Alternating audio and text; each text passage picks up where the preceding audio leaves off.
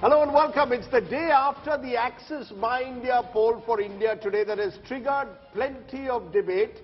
It's also the day ahead of the Metropolitan Council, the Municipal Council of Delhi counting, and then of course Gujarat and Himachal Pradesh. But as I said, there's been lots of debate because the numbers have flummoxed many and the micro data has not been made public yet, which is what Rahul and I are going to do over the next couple of hours. This is where you get all the data on India's election destination. So we spent the last 24 hours going through the India Today Access My India poll results with a fine-tooth comb.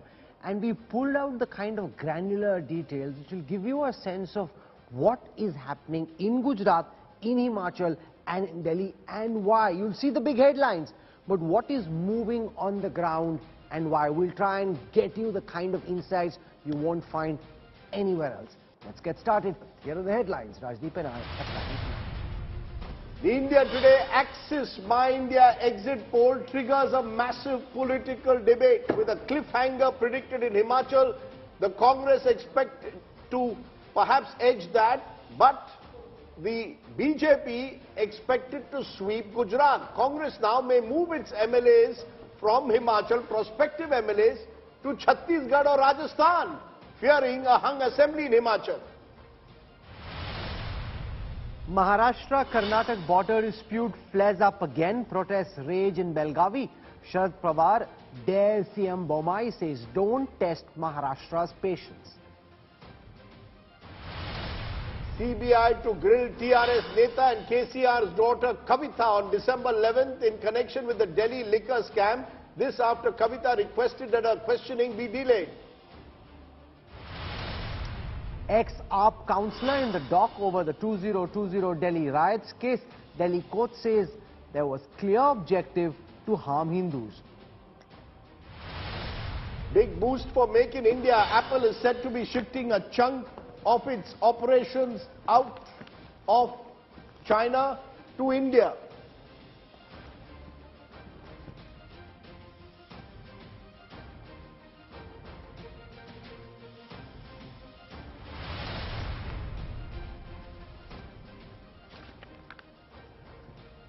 But as I said, our focus will be over the next couple of hours in decoding what the exit polls have said. Why is it that we believe the BJP is sweeping Gujarat?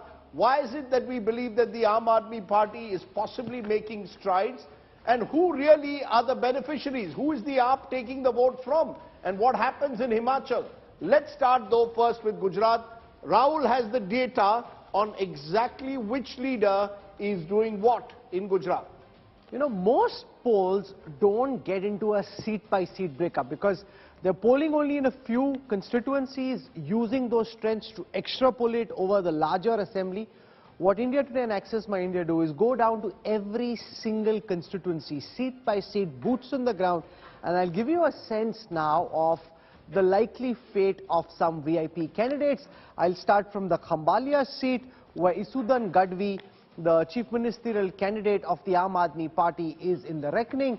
Pradeep Gupta and his team of Access My India are predicting for India Today Group that Isudan Gadvi is popular on his seat and could potentially win the seat of Khambalia. That's good news for the Aam Aadmi Party if Access My India's projections are correct. Typically in the past I've seen they have about a 90% track record on a seat-by-seat basis. So they get 9 out of 10 of these calls right. So if you see 10 calls over the next 1 minute, they're likely that 9 of those are going to be right. Let's now come to Jamnagar North, where Rivaba Jadeja, the wife of Ravinder Jadeja, the Indian spinner, batsman, is in the fray on a BJP ticket. It is being projected by Access My India that Rivaba Jadeja is popular on a seat and is likely to win Jamnagar North. Let's now come to Surat, where in the Majura constituency you've got Harsh Sanghvi, the young Minister of State for Home, holds 10 different portfolios. He is popular on his seat and is likely to win in his constituency in the Surat pocket in Majura. From there, let's come to Gopal Italia, the Patidar face of the Aam Aadmi Party. He is fighting in Katargam, and this is again in the Surat belt. And here, even though he thought he had a chance, he's the state party president of AAP, Access My India predicts for India today that Gopal Italia may lose his election. He's not coming out on top in that survey that we've done. Essentially, since it's a seat-by-seat survey, so you sample 200 plus voters. So what you're seeing over here is the broad sense of what we picked up, what our respondents, what our surveyors picked up on the ground in Gopal Italia and the other people's seat. From there, let's come to Ghatlodiya, which is where Bhupinder Patel, the Chief Minister of the BJP, is fighting. He's fighting Amiben Yagnik of the Congress, and Access My India predicts that Bhupinder Patel is likely to win. Against him is Amiben Yagnik, the articulate spokesperson, lawyer of the Congress party, putting up a symbolic fight. She is expected to trail. She is not as popular as Bhupinder Patel. Very difficult to unseat an incumbent chief minister, that too coming from an influential community like the party does. Amiben Yagnik likely to lose.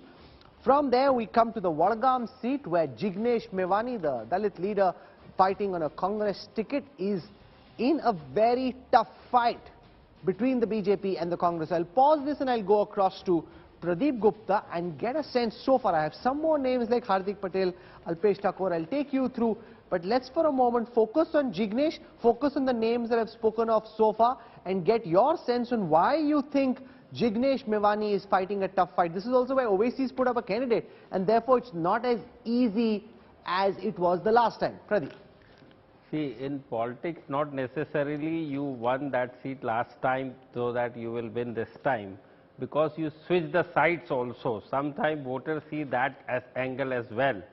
You know, last time he contested differently, and this time from the again Congress seat. But this time BJP's momentum in particularly Gujarat is way high than the last time. So this time that momentum doesn't seems to be there in this particular seat, particularly for Jignesh Mevani. You know, I'll slightly disagree with Pradeep on Vadgam, because I went there. The fact is, Jignesh Mevani is facing someone from the BJP who was earlier from the Congress. Correct. Yeah. You know, the Congress has picked up selected candidates who they think can challenge incumbents in a seat like Vadgam. Vadgam is North Gujarat, it's near Mehsana, which remember is where the Prime Minister hails from. But importantly, Jignesh Mevani established an oxygen plant in Vadgam. And everywhere you went, that was the talk of the town. And I do believe, therefore, even though there is an AAP candidate and an AIMIM candidate there who may take the 90,000 odd Muslim votes from that constituency, I believe Jignesh Mevani has the edge, because he is able to consolidate a Dalit Muslim identity in Vadgam. I don't think the anti-BJP vote there will break, and because the BJP candidate is someone who's come from the Congress, you got Jignesh Mevani successfully able to project the fact that that person is a Gaddar. So my sense is, because of the work he did in Gujarat during COVID, Jignesh Mevani may well have an edge in that tough fight as tough fight. No, so here's what we're saying. It's not that we are saying Jignesh Mevani is losing. You're saying it's a tough fight. It's a tough fight. Pradeep is not saying that. I think he's going to win easily. That's the difference. Yeah. Okay, Rajdeep with his straw poll, Pradeep Gupta with his boots on the ground, 12 surveyors out, but both have a different take. And what you pick up on India today is different flavors of the election, and each has its own relative merit. Let's now come to Viramgram, which is where Hardik Patel, contesting this time on a BJP ticket. Pradeep Gupta projects that Hardik Patel is likely to win his seat. So that's good news for Hardik Patel. Was earlier in the Congress, switched over to the BJP, was relatively quiet in comparison to how high profile he was in 2017.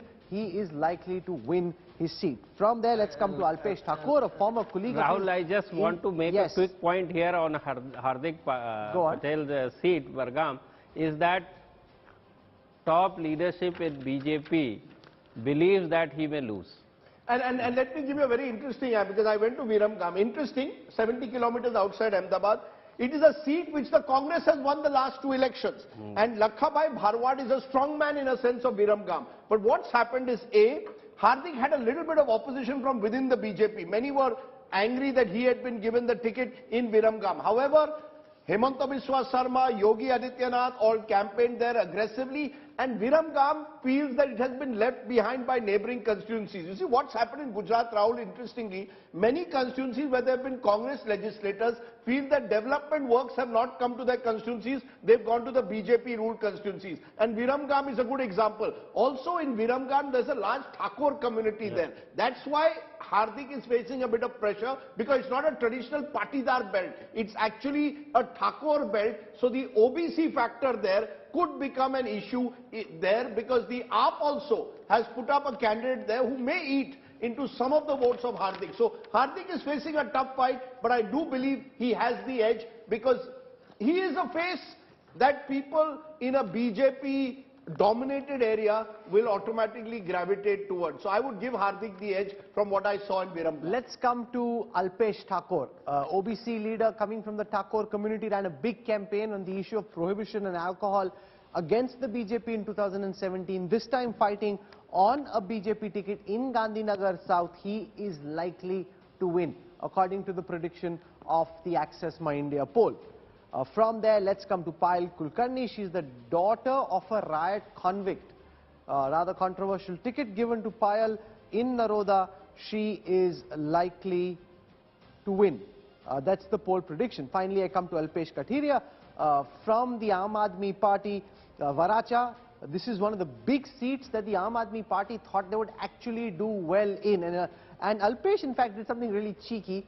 When the Prime Minister's roadshow was to happen in Surat, just some time before that, he sat on a motorcycle behind somebody, and you had crowds of BJP voters waiting to receive the Prime Minister, and he went and did a mini Pokatka roadshow of his own, waving out to everybody on his motorcycle. Nobody was amused, but hey, this is politics, and that's just the way it is. He's in a tough fight. The BJP top brass has spoken to some of the big leaders. They're convinced that Varacha, they are winning, and that Alpesh Kathiria is actually going to lose. This will be one of the big seats to look out for. Ajay Umat joins us. Ajay Umat is one of the top political journalists of Gujarat, understands the ins and outs, the nuances of Gujarat politics better than most. Ajay, you'll have your own seat-by-seat prediction.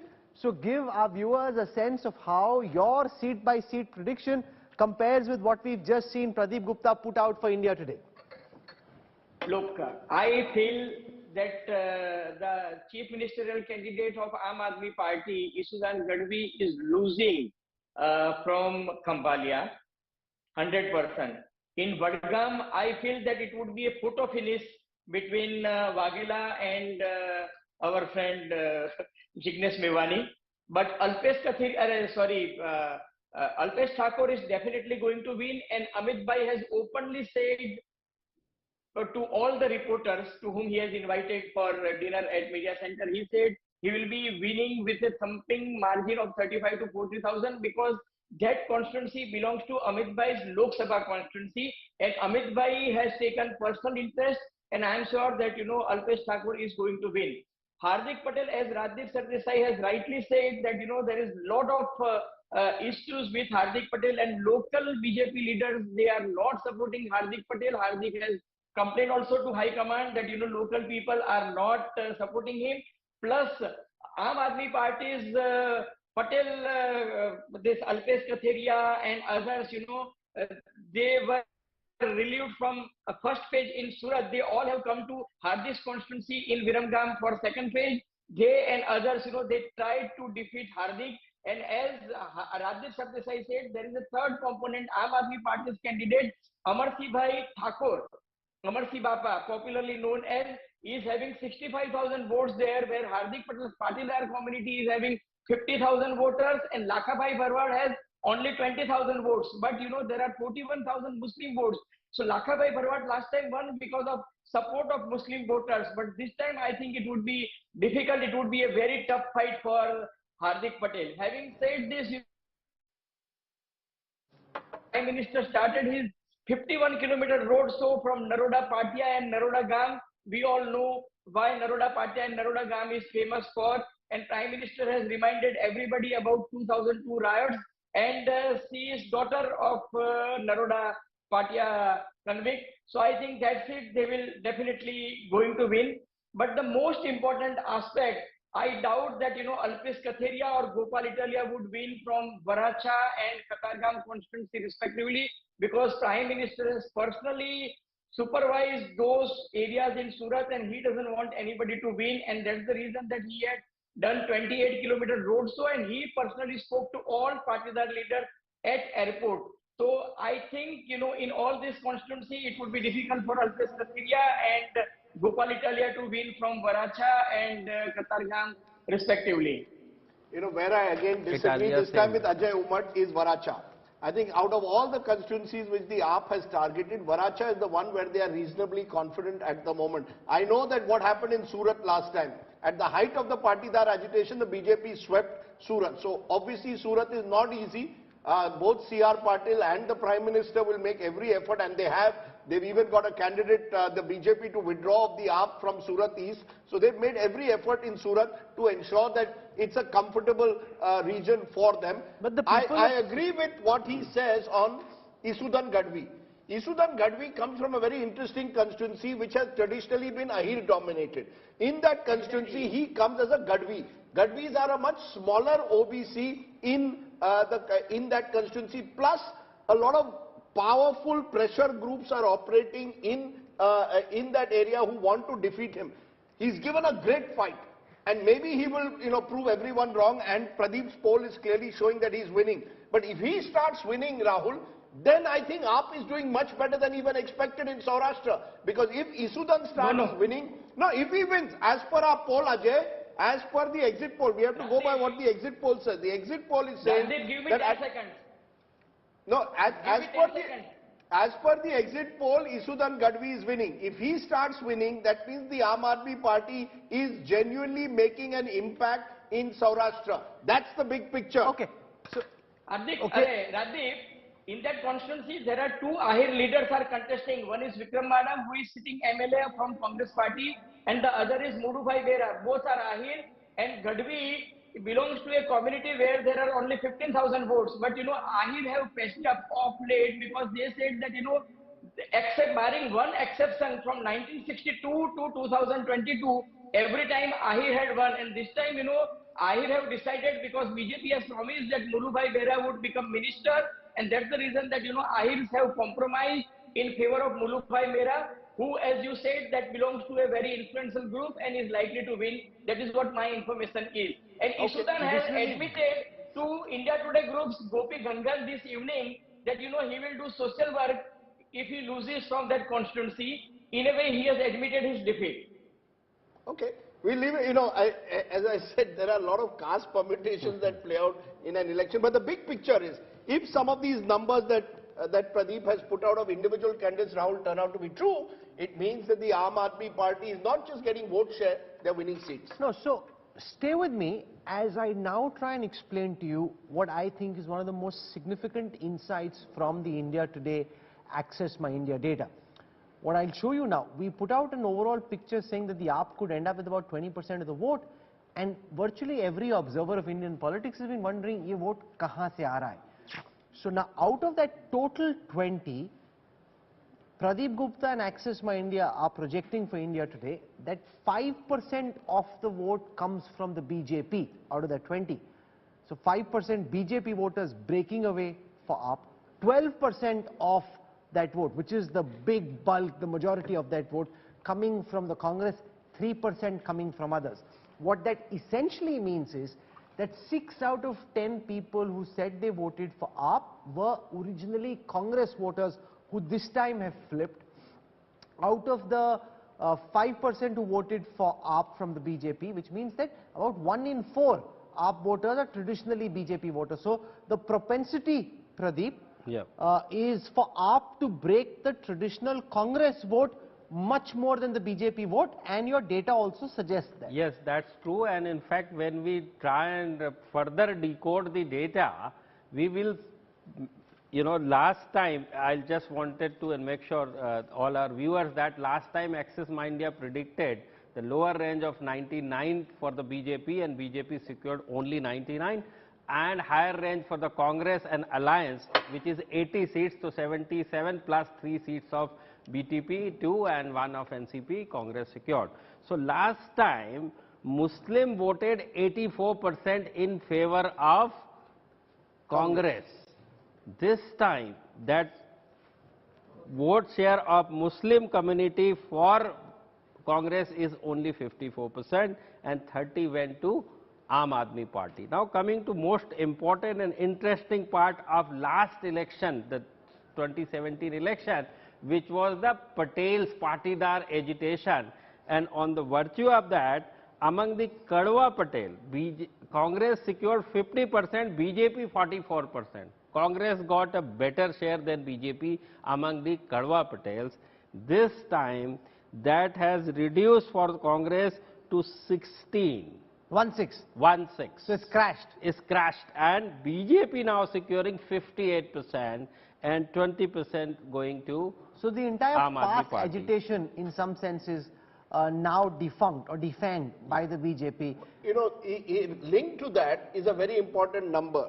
When you look at Aam Aadmi Party Congress, 31% of scheduled tribe vote in a state with a 15% scheduled tribe. Scheduled tribes are more in Gujarat than Dalits. Dalits are about 8 to 9%, STs are 15%, 27 reserved seats. AAP has got 31% as per the exit poll. Congress is getting 27%. I don't know when last STs voted more for a party other than the Congress in a state election in Gujarat. National election, the BJP gets a higher vote percentage there. But in a state election, and I can tell you, congressmen are looking at this figure very carefully. A senior Congress poll analyst told me this morning, I am shocked by these numbers. Is this true? And they wanted our micro data to be made available to them because they said it can't be possible that among Dalits and tribals we are doing not as well as we expected, because even in Dalits it's 35% Congress, 30% AAP. Okay. So AAP has eaten into a traditional Congress vote bank, Rahul, and that's why the AAP has damaged the Congress much more than it has damaged the BJP in this election. I want to show our next data set, which again is very fascinating. It tells you how much of the vote that the parties won in the last election have they retained, how much have they lost and who have they lost it to. So let's start from the BJP, which won 49% of the vote share last time. They have retained about 80% of their voters. 80% of those who voted for BJP have tended to vote for the BJP again. 5% have switched over to the Congress, 10% going to the Aam Aadmi Party. Amongst those who voted for the Congress in the last election, the Congress has been able to retain only 53%, 12% going to the BJP, 28% of that going to the Aam Aadmi Party. That's a big number there. Congress holding on just to about half the people who voted, who said in the poll they voted for the Congress the last time. And that's really important as well, Pradeep, because that essentially suggests that in comparison to 2017, amongst those who voted for the Congress has lost about 47% of their vote. Yeah, that's what I kept on saying. In Gujarat, there are three demography, caste demography, which is the Dalit, Adivasi and Muslim, contributes about 30%. And last time, Congress also secured the vote of Patels, which is the 16% in total. And Congress got roughly 50% of Patel votes, which is a very sizable number. And this time, the Patels has went away to BJP, whereas this 30% of Dalit, Adivasi and Muslims, bulk of went to Aam Aadmi Party. And that is why the Congress should be deeply, deeply disturbed about the trends coming from Gujarat. A, they fought a half-hearted campaign. B, in the numbers, their vote bank has been broken apart. They're just, it's just like the breaking apart of the Congress vote bank in Gujarat, which has hurt them. This time could potentially be worse in the next election. Supriya Shrinate now joins us from the Congress. We've got R.P. Singh from the Bharatiya Janata Party. Priyanka Kakkad is a spokesperson of AAP. Supriya Shrinate, to you first. You've ceded ground amongst the Dalits, ceded ground amongst the Muslims, ceded ground amongst the tribals. The upper castes you never really had. To some extent in 2017 you got the Patel vote on the back of the Patidar agitation. If you look at the composition of the Congress's vote bank, it seems to have come apart by half. 53% of those who voted for you have voted for you again. The rest seem to have switched over, majority to AAP. No, with all due respect to everything that has been discussed in the last 25 odd minutes, please understand this is an exit poll. We are not dissecting the final results just yet. And unlike what you may say, I am far more hopeful than some of you give us credit for, both for Gujarat and for Himachal Pradesh. I'm reasonably certain in Himachal we will form a full majority government and nothing is going to stop us from that. I actually want to go back to something that you said in the lead up to the question to me, where you said a half-hearted campaign. Yes, we do not have the resources of Mr. Modi and the media doesn't cover us 24/7, but please don't take away from the fact that we fought a very good election. It was a well-coordinated election. It was fought by the local leadership that was empowered to fight that election.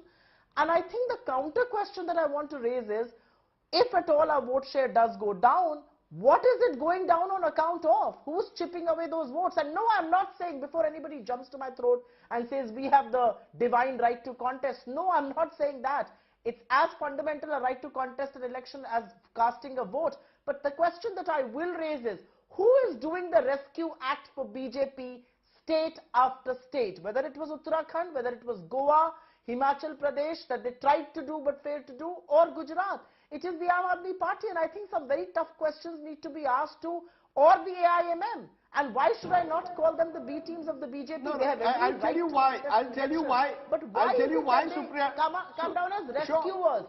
You know, Supriya Shrinet, you're saying B team, you're saying rescuers. But the fact is, a political party will look at who is the most vulnerable opponent and target them. If the Aam Aadmi Party today sees the Congress as more vulnerable, they have every right to chip away at your vote share. As you said, you have no divine right to fight for the anti-BJP space. If the other parties believe they are in a better position to do so, why not? You've tried 25 years to defeat the BJP in Gujarat and failed. If some other party now says, look, we are in a better position, give us 10 years, where we gave the Congress 25, who is to stop it? Your party in Gujarat, you will admit, has been run by individuals, never as a collective. I'm making, Rajdeep. That is exactly the point that I'm raising, Rajdeep, and thank you for taking me in that direction. That's exactly the point that I'm raising. Is AAP anti-BJP? Does AAP offer anything that is diametrically opposite to what the BJP stands for? Or do they actually toe the narrative that the BJP lays out? Did AAP, even one of their leaders, and I can put it on as a matter of record, did even one of the AAP leaders talk about the release of rape convicts in Gujarat? Did they talk about the riots that were happening in Delhi and a certain community was being targeted? Why? Do they offer anything that the BJP does not? Okay. Are they opposing the BJP? But are you really telling me that the they are Aam Aadmi occupying Party the anti-BJP stands space. opposite to what the BJP stands for? Ma'am, but they are occupying the anti-BJP space. Look at How? the groups that are drifting How? towards them. They are And traditional how? Congress That's exactly groups. what I'm asking. Where? In Gujarat, No, as per our survey. I think you guys give them too much credit and disproportionate. No, Rajdeep, I don't want to get into an argument with you. The media gives them disproportionate media time. You give them too much credit. They were going to form 100 seats. It was given in some writing or something. Will you hold Arvind Kejriwal accountable for not getting 90 seats in Gujarat? You will not. Will you hold Arvind Kejriwal accountable? What was he doing in Himachal Pradesh? And why did he run away? Will you ask him questions? Why was he telling the teachers from Punjab, ye bhade ke tattu hai? You will not ask these questions because the media is way too kind to Aam Aadmi Party, and I don't have a bone to pick with you there. I don't even have a bone to pick with you on disproportionate screening of the Aam Aadmi Party.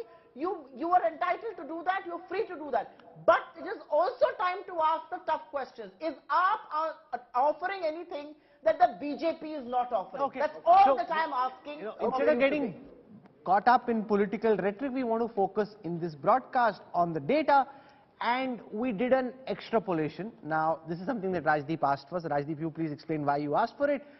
I don't think it works like that, but essentially Rajdeep told the producers that what would have happened if AAP and the Congress would have fought this election together. Now, so what we've taken is we've added the Congress and the AAP vote share in a very hypothetical situation, and then looked at vote share percentages, which is easy to get, and then converted them into seats. So what this essentially says is that if the AAP and the Congress had fought together, the BJP and this alliance would have had 46% vote share each. The BJP would have still won at 99. AAP and Congress could have got 83 seats.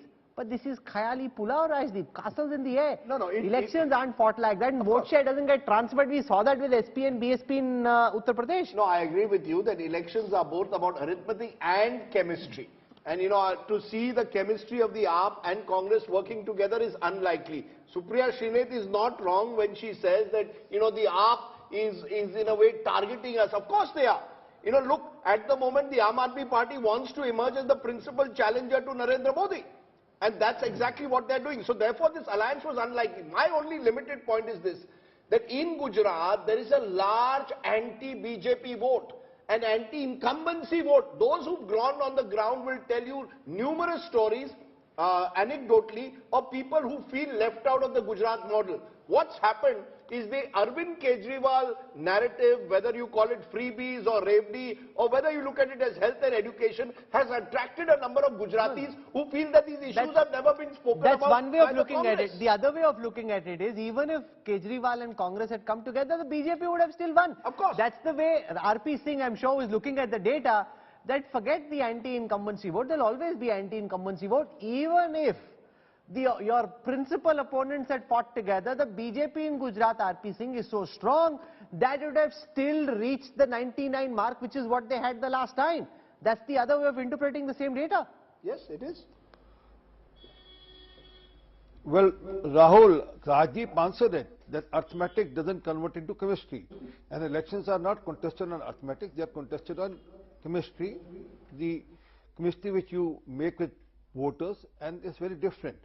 But I was just hearing Supriya Bahanji, she said that Aam Aadmi Party hurted them in Uttarakhand. I was just checking Uttarakhand, they just could barely make 3%, got only 3% vote. So it was, they were swiped up in Uttarakhand, and same is the case in UP also. They were completely, they lost their deposit in UP.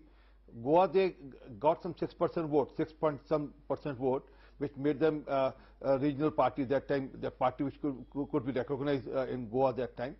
But this narrative that Aam Aadmi Party is B team of BJP, ma'am, the first time it was your party which gave support to Aam Aadmi Party, and because of that they came into being. Had you not supported, your 8 MLAs not supported Aam Aadmi Party in 2013, then they would have never been into what Aam Aadmi Party is today. So it's your creation, so you have to Team suffer your Kejriwal creation has been also. floating the But, idea of an Rajdeep, alliance. The Congress scoffing at that idea, saying that's ridiculous and preposterous. Why should we ally with the Aam Aadmi Party and sign our own death warrant? Rahul, another point, sorry. Yes, please go ahead. Please complete. Rahul, another small point. Can I make a small point, very small point? Go on.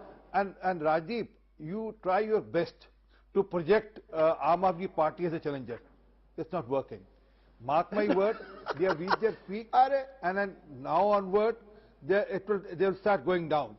And then the reason is because freebies don't work. As Rahul Srivastava in your earlier show said, Pied Pipers can sell dreams to a certain extent, but if they're not backed up with ideology and cadres, it don't work. I mean, what happened after... No, but RP Singh makes an important point, Rajdeep, and I want you to answer this. At what point on Thursday do you say that the Aam Aadmi Party's balloon has burst, and at what point can they actually beat their chest and claim we've made a dramatic entry? So is the double-digit seat figure important? Like if they're in single digits, then you say this is hardly anything. There have been so many parties that have won, BSP also, some other parties also have won some seats, and therefore this is very marginal, the BTP for example. Where do you say, oh my God, this is fantastic? Because to think it is fantastic is very different from it actually being fantastic. 15% and above. Vote share. Vote share. This is not about seats. Please appreciate, you are in a two-party state. Even the mighty Shankar Singh Waghela, Chief Minister of Gujarat, formed his own party, Rashtriya Janata Party. They ended up in single digit, both in seat share and in vote share. Keshubai Patel, two-time former Chief Minister, formed his party in Gujarat. They ended up in single digits in seat share and vote share. If a political party which has national aspirations gets double digits in any state, it gives them a platform. Look, Kejriwal has to also realize this is a long race. Is he a lamba race ka ghoda, or does he want short? If he gets on Thursday 15 to 20%, anything above 20% will be, I think the story along with the BJP's 7th consecutive win. But if he gets less than 15%, then it just shows... No, but that RP Singh makes an important point from the BJP's perspective. So much time is being spent speaking about who comes third. I mean, what about those who won the election or even those who came second?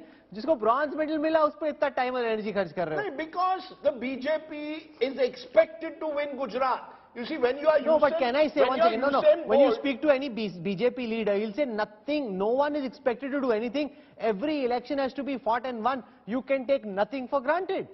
Rahul, from 1995 to 2022, we are talking of 27 years. A yug ho gaya hai. BJP is the dominant party of Gujarat. It will do whatever it takes to win Gujarat. It is deeply entrenched into the CPIM was in West Bengal from 77 to 2011. As it was. And then they got hammered. And then there was no credible challenger till Mamata Banerjee emerged in 2011. The point is, over the last 25 years, no credible challenger has been there to the BJP. I'm not saying that Kejriwal will be that challenger, but if he is 15 to 20%, it opens up possibilities. Look, politics is never static, Rahul. You never know what 5 years does. I gave you the example, a Congress party which got 149 seats in 1985 in Gujarat, by 1990 was down to 30 odd seats. This is how politics changes. My point is, what is the AAP going to do next? Priyanka Kakkar, based on what we are talking, and there Sardar RP Singh and Supriya Shrinet may have points, is the AAP only a bubble that is about to burst, or are you going to do the long race? Are you ready to be in Gujarat for the next 10 years and fight the battle? Or is this only about creating a noise ahead of 2024? Rajdeep, good evening to everyone. Den. I mean, it's high time that you take us seriously. We've performed well. We've been here. I mean, we're the fastest evolving party. We already formed the government in 2 states. BJP is trying to enter Delhi for 23 years and they have 8 seats now. You know, there's one interesting facet that I noticed, which I must mention.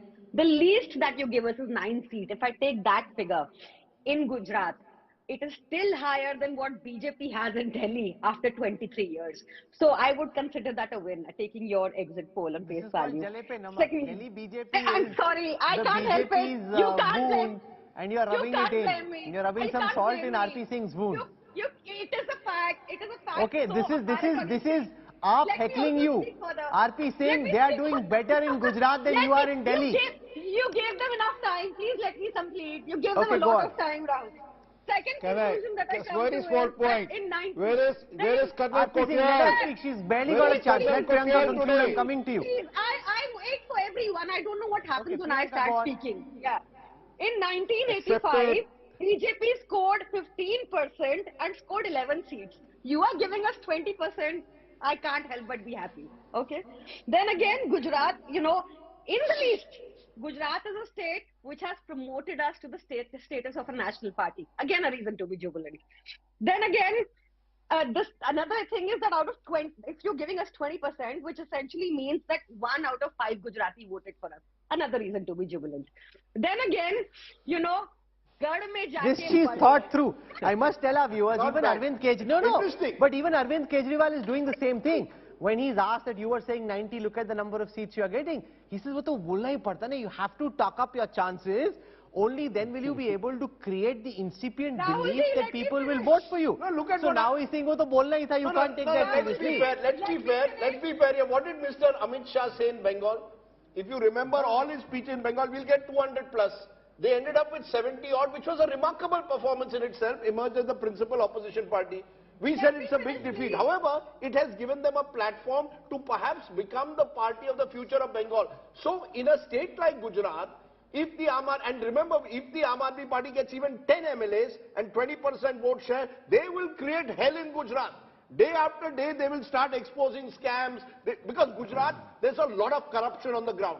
No one denies that. Anyone who's gone to Gujarat knows of the scam. The problem for the Congress, and Supriya Shrinet will know this, she may not admit it publicly, for the longest time there has been, as Gujaratis will tell you, setting between the BJP and Congress. There's a transport operator who is a Congress leader's son who's been given all the contracts by the BJP. There are hotels where there are BJP and Congress leaders who have a land deal in them. This is how Gujarat has been run, and that's why the Congress has suffered. For 10 years, the leader of the Congress in Gujarat was Shankar Singh Waghela, who all his life was an RSS BJP man. The Congress has never been able to project a credible leadership in Gujarat. Ahmed Patel was their main face, but he was based in Delhi. But he ran Gujarat from Delhi. You knew can I because he please as a come in? Gujarati Muslim could never be projected as a Can face. you let This me is the please reality. finish, Rajdeep ji? The AAP is occupying a space Can I please because come many in? Gujaratis think there is a setting between the BJP and the Congress. He's batting That for is the you. reality. Priyanka, Supriya. he's batting for you. No, I'm not batting for you. We I'm are telling you the we are reality. the spokesperson I'm for telling you, you. Mr. Singh, why they've reached 20%. I'm not Sir, batting for anyone. Rajdeep, mark my word. I'm a bad Rajdeep, batsman. mark my word. RP Singh ji. Mark my word. Please allow me to say something. Mark my word. You will be here, I'll be here. We'll be sitting back in the debate. Where is Kanwal Kothiyal in Uttarakhand today? Why is he deserted or left Aam Aadmi Party?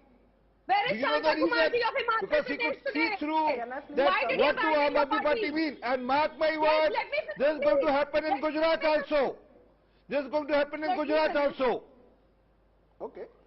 So you're you saying done? that the Aam Aadmi Party after losing Can I will please run away. come in? That's what they're saying. That they don't have a Suvendu Adhikari who's fighting Can I Mamta please even come after they become the main opposition party. We can't say that at this No, moment. that's what RP Singh he's is hoping claiming. for that. RP Singh is claiming AAP will run away from the battle after the election.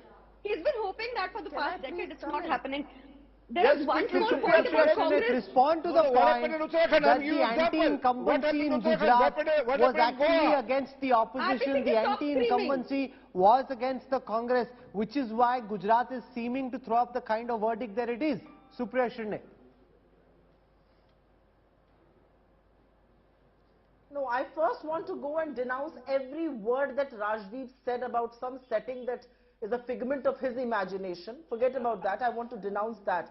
I actually can want say to that ask with a counter evidence. question. You know, seems to be some desperation. 1 second, ma'am, I'm not talking to you. There is some desperate attempt to somehow talk up the stock of Aam Aadmi Party. I have tracked stock markets, so I can tell you, stock mein bhi dam hona chahiye.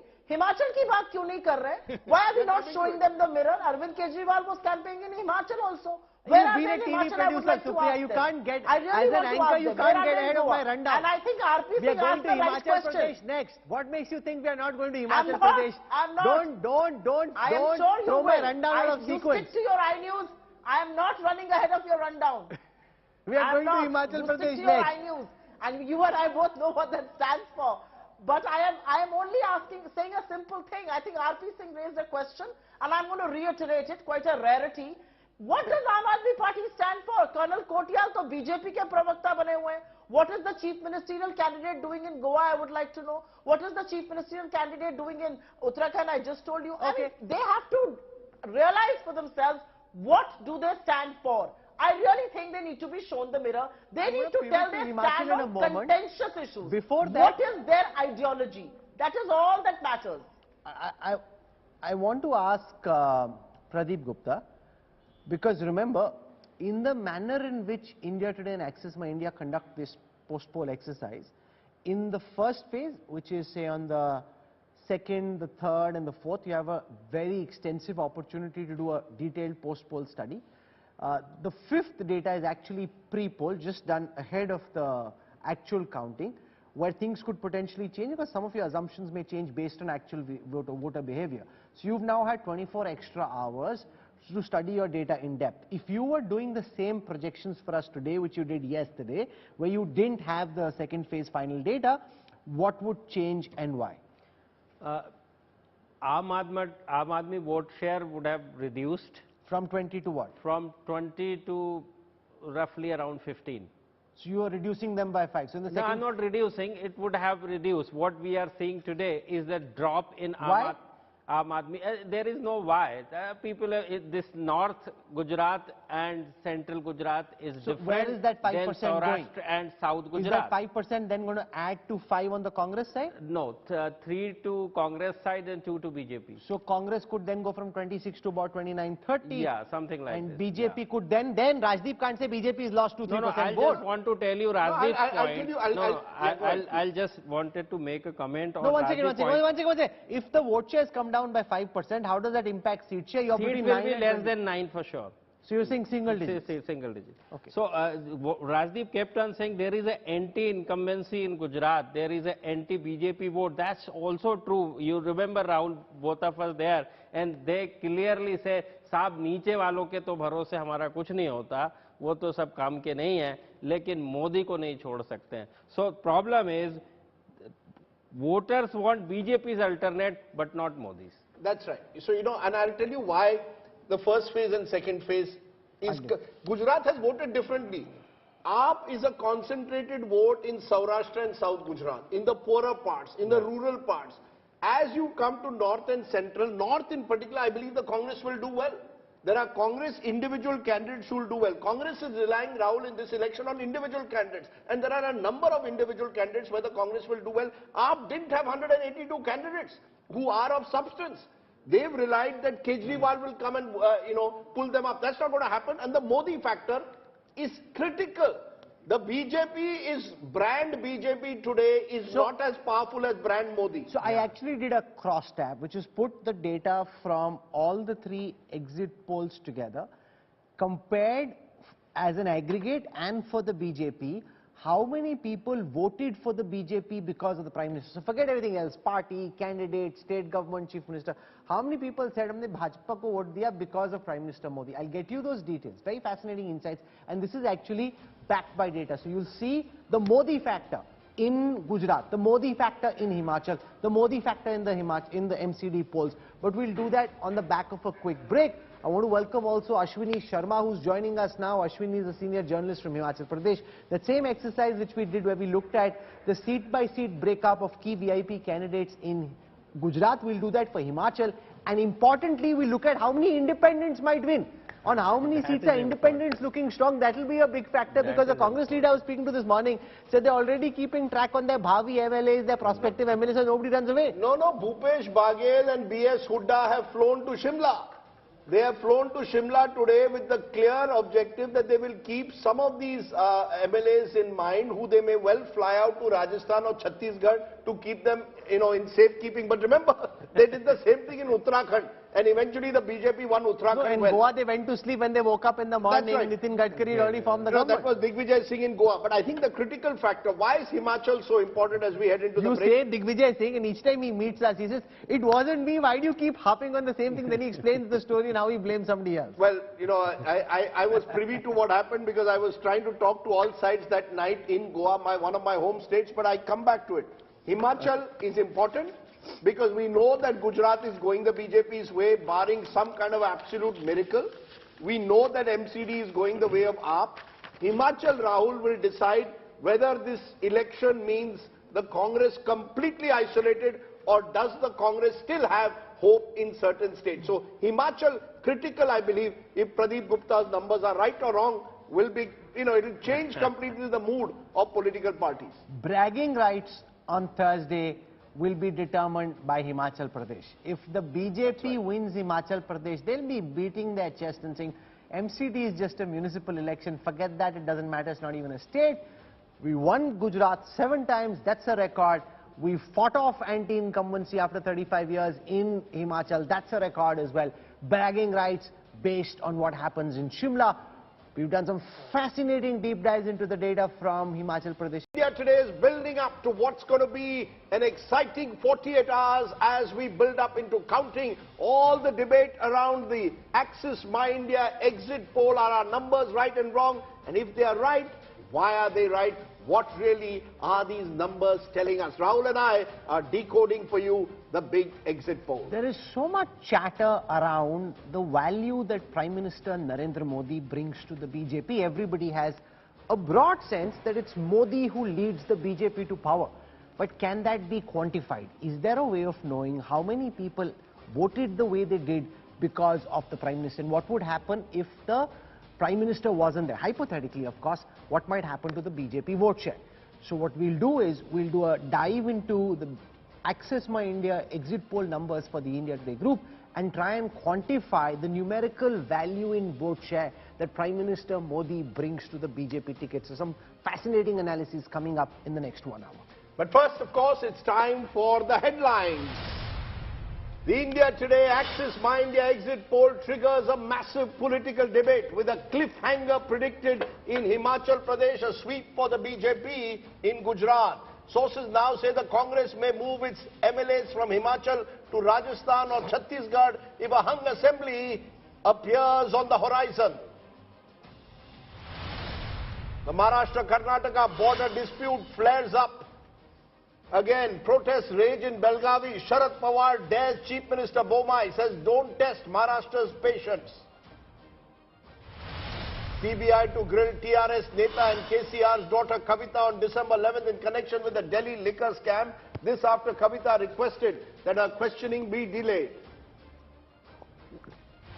Ex-AAP councillor in the dock over 2020 Delhi riots. Delhi court says Tahir Hussain was aiming to target Hindus during the riots. And a big boost for Make in India. Apple set to shift a chunk of its iPhone production out of China after protests at its Foxconn plant. And the World Bank revises India's GDP growth forecast to 6.9% for financial year 2022-23 from an earlier 6.5 projection, cites robust economic activity in the country.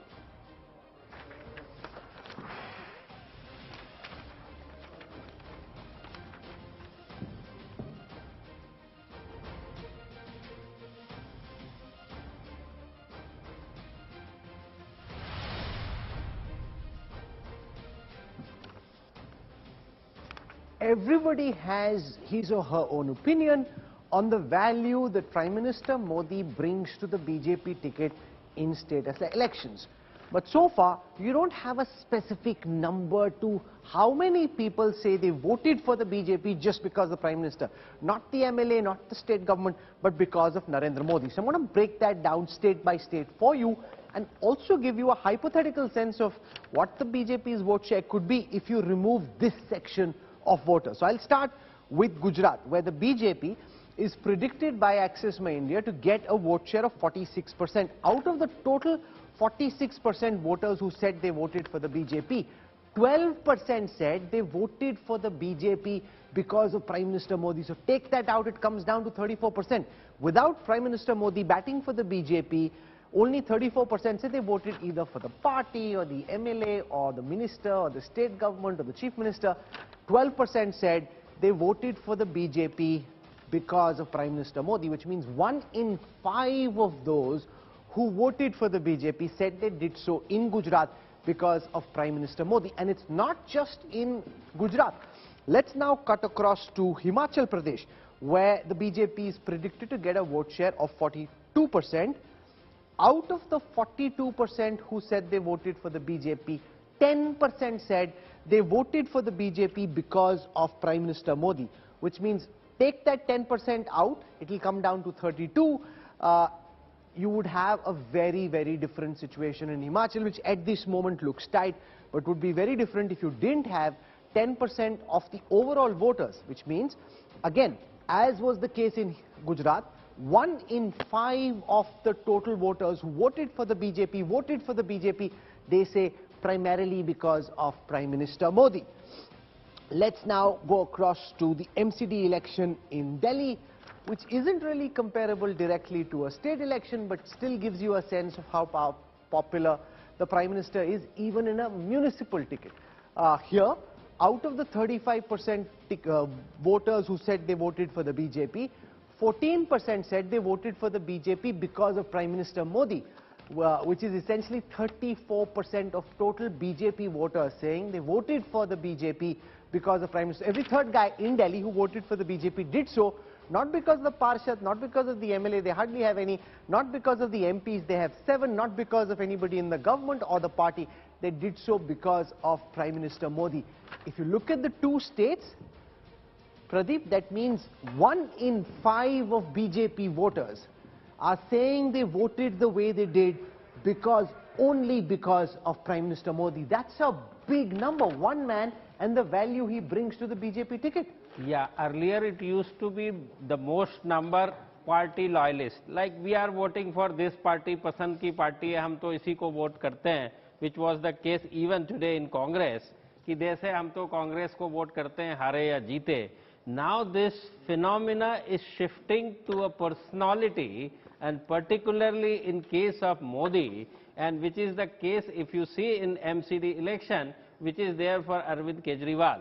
So this personality who is actually responsible for the delivery, why people vote is they expect, they have certain amount of expectations from the leader, certain amount of aspirations, and different section of society has their own dreams and they call it wish list.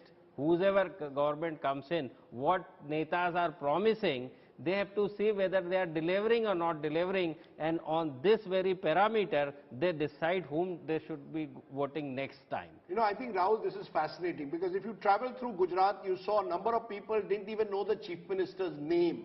They didn't even know that Bhupendra Patel was the Chief Minister. They have very little confidence in their elected MLAs. One reason why almost half the MLAs have been changed. They will complain on various issues, from local level corruption to quality of education, but ask them, who are you going to vote for? Nahi sir, humko Modi ji mein vishwas hai. So Modi ji has in a way become the BJP's ticket in almost every election, including at times municipal elections. And no, but the BJP says, so what? If we have Sachin or Gavaskar or Kohli or Mbappe, whichever sport you pick, so what?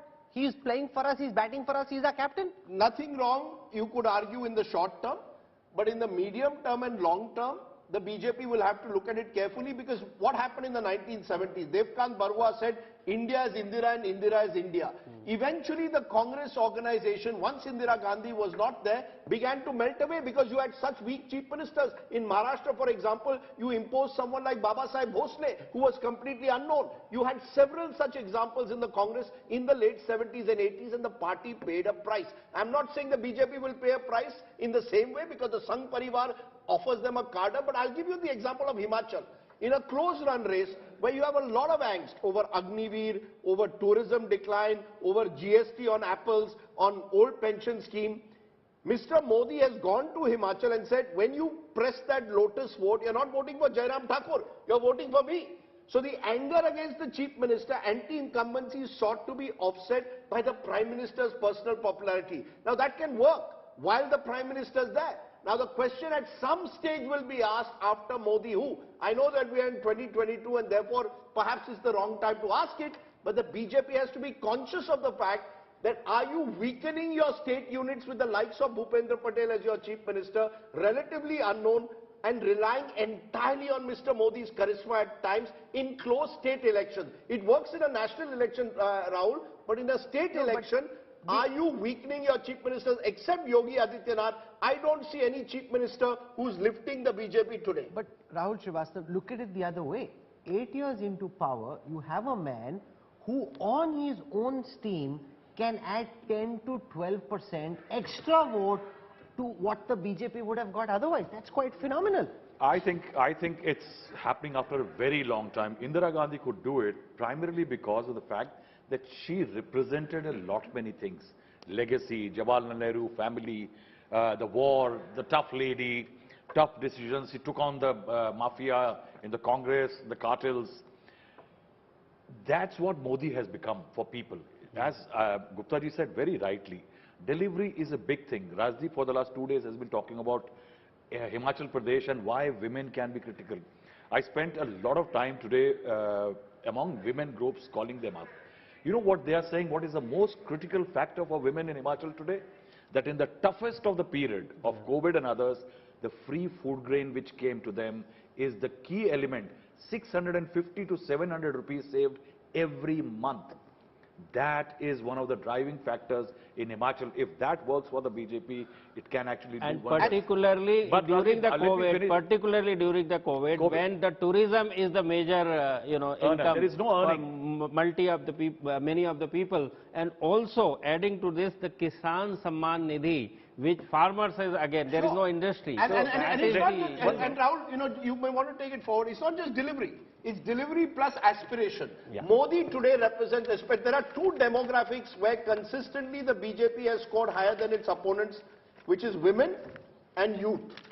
One because of delivery of welfare benefits, i.e. women, and the other because I believe Mr. Modi is seen to represent aspiration. But in this state assembly election, the BJP's popularity in Gujarat, for example, is higher amongst older people than it is amongst the youth. Yeah. Which means the youth, and that's a problem in a longer term framework for the BJP in Gujarat, the youth, and also because they haven't seen any other party, that's the only party they've seen, aren't as happy as the older people who would have had a comparative with the Congress. The youth have only seen BJP, they see what's wrong, and therefore they have that innate desire for change or for some badlav. The popularity is lesser amongst youth than it is amongst the older people. Rahul, one point which I wanted to make here, which is very interesting. I spoke to a lot of people in Gujarat when we were discussing that how Modi brings a lot of votes.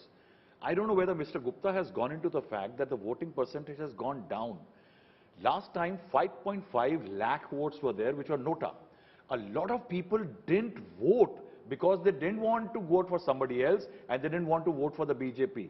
People are saying, look at also the fact that how many people don't go out and vote for somebody else and they don't vote at all because of Modi. No, mainly because of wedding season, and particularly post-COVID, this wedding were pending for a long time, that open and wedding, and in Gujarat and particularly Gujaratis, you know, Rahul, we met people, people in Jasdan, we met people, they were from Surat, we asked them, you haven't voted? No, said Saab. No, but that can be one factor, Pradeep. It can't reflect why 5% turnout has dropped. So it's one factor for sure, in a whole host of other factors, including urban apathy, including the fact that voters aren't as enthused voting for a state election as they would be if Prime Minister Modi was himself in the ticket. That is a factor as well. But yes, we saw quite a few families, strangely, who said there's a wedding in the house, which is why we couldn't vote. But you want to show us those Himachal numbers that you have, the gender, numbers. Because I think since we are saying that Himachal could play such a critical review, I think Himachal's gender breakup is critical. Where do men vote in Himachal and where do women vote in Himachal? And if you look at the Axis My India poll, in my view, that is going to become the key factor come the 8th of December. So let me put this in context. What we've done is, now remember, when you saw the Bihar election results, the reason the JDU and the BJP won was because extra women voted for the BJP. Even in Uttar Pradesh, more than men, it's women who voted because of free kerosene, food grains coming to their households. At this moment, the BJP is more popular amongst women than it is amongst men. So here it is on your screen right now, the breakup of the women vote as a crosstab. So what you see is 48% in Gujarat, 44% in Himachal, and 34% in Delhi. Women said they voted for the BJP. The overall vote share of the BJP in Gujarat is 46. In Himachal, the overall vote share is 42. So 2% extra vote is coming from women, which means it's obviously more than 2, which is why it's adding an aggregate of 2. But you're getting at least 2% extra vote because you've got a catchment amongst women voters. I just want to add one more to this, and particularly Uttarakhand, because the similarity in Himachal and Uttarakhand is there. In Uttarakhand, as many 11% more women voted in favor of BJP than men. You know, the one state where this was bucked the trend was Bengal, which has a woman chief minister. Mamata Banerjee was almost double-digit ahead of the BJP when it came to women voters. So women are an important constituency and could well decide, in my view, what happens in Himachal. Because as per Pradeep's poll, the Congress is 5% ahead among men. So if the women voters are going to have to, if the BJP has to take on the Congress in Himachal, they're going to have to see that women voters, A, have come in large numbers, and B, disproportionately have voted for them. So I think this graphic will decide. If Pradeep has got these numbers right, the Congress edges the BJP. And also, if on the other hand, the gap among women increases from 44, 43, which is at the moment, the BJP has a chance. Himachal will be decided by which way the women have voted. Women are affected by rising prices. But women perhaps don't feel as strongly about the old pension scheme. They are the beneficiaries of the Labarthi scheme. That's right. They are the actual beneficiaries. Also, Rajdeep, important is the data is 14% lesser vote for the BJP in urban Himachal, which is very small. That's a very small segment. Equal number voting in rural means women voter importance is there. So that vote cannot be ignored. Let's go to one of the women politicians. Sanju Verma, the BJP's evergreen spokesperson, is joining us. Ashwini Sharma, who is... evergreen or ever saffron? Ever saffron. Evergreen, ever saffron. Also joining us at this moment. Oh, she's in green. Did you know she's in green? No, I had no idea what she was wearing. Ashwini Sharma is still with us. Also joining us at this moment is Arshpreet Singh Khadial. He's Congress spokesperson. And Rahul Srivastav is still with us. Ashwini, to you first. You want to tell us what you think is going to happen in Himachal? Is the woman voter a critical factor? Is the Modi factor The Prime Minister came and delivered a series of speeches in the last 72 hours there. Does he make the critical difference, or do you believe anti-incumbency was so strong against the state government that the Congress may well pull it off? Rajdeep, both things. I think Modi connected very well with the women voters.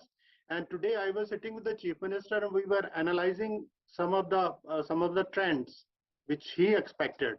And there are 4.5% higher voting among the female voters than the men voters, right? And then I will tell you how Modi connects with the people of Himachal Pradesh, especially the women's. Modi has worked in Himachal Pradesh for a long time, and he has been going to the areas, he has been connecting to the people. And when he comes to Himachal, he says, it's my second home. I come to Himachal as seeing my home here, right?